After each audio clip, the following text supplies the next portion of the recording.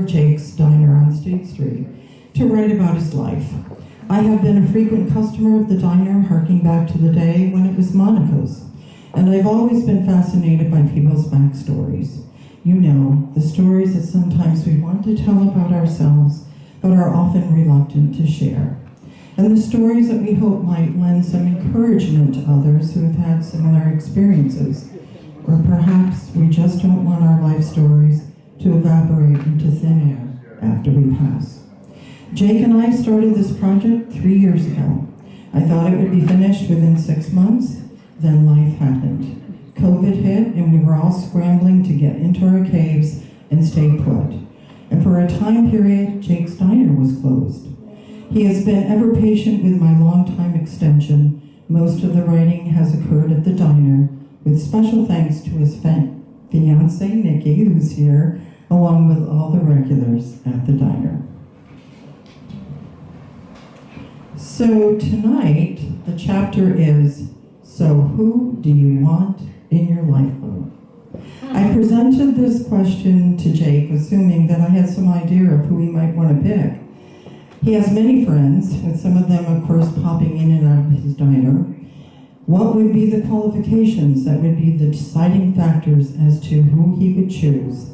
And as I look around at this museum, it does feel like a perfect subject to talk about.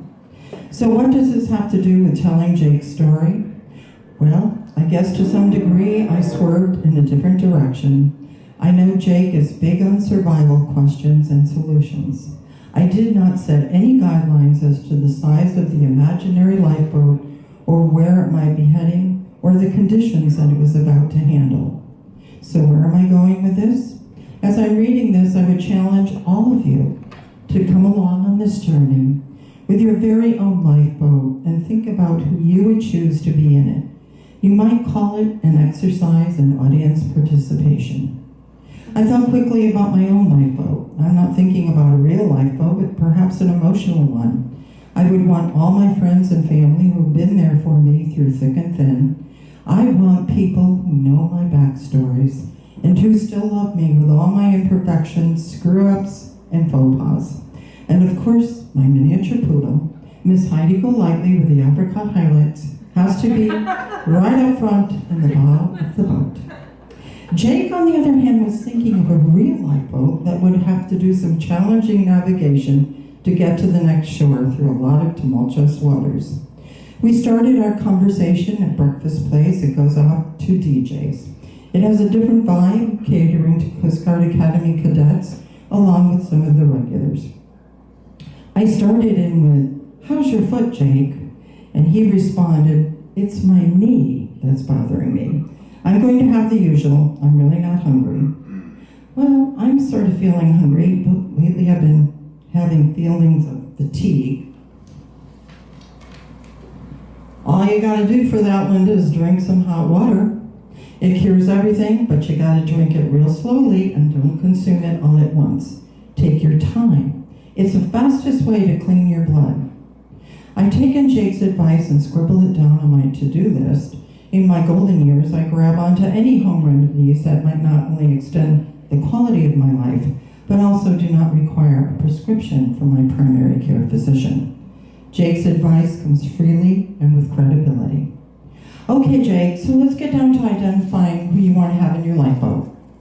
There is no hesitation on Jake's part as he rattles off the lifeboat members. I would include Nick, Nicole, Heidi, Brian, and Charlie. That's all you're going to have in your lifeboat?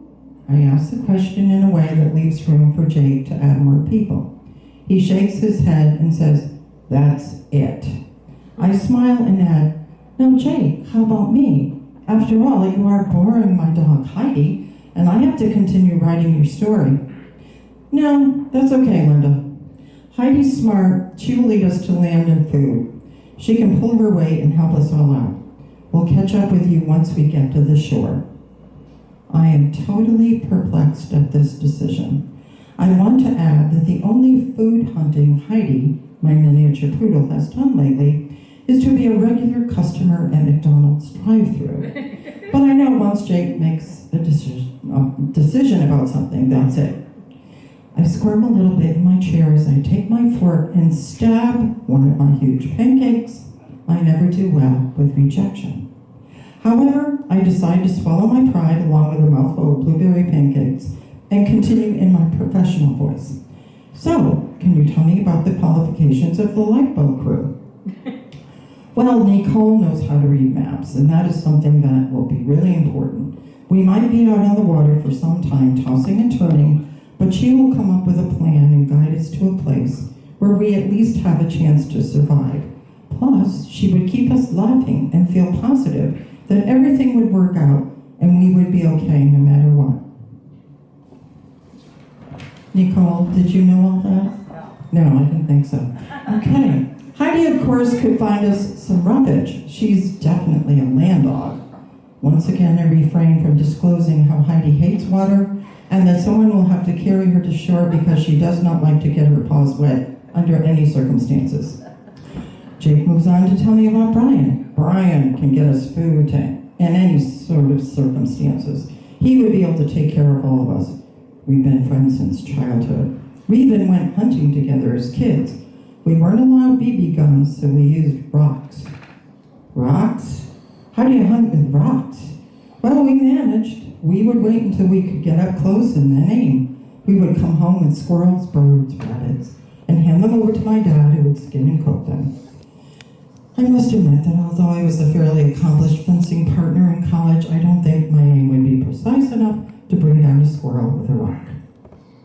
Charlie can identify all kinds of plants. He also knows how to build any structural problems with a boat, and he can handle it. He knows a lot of stories too, so he could be in charge of entertaining us when things get rough and difficult.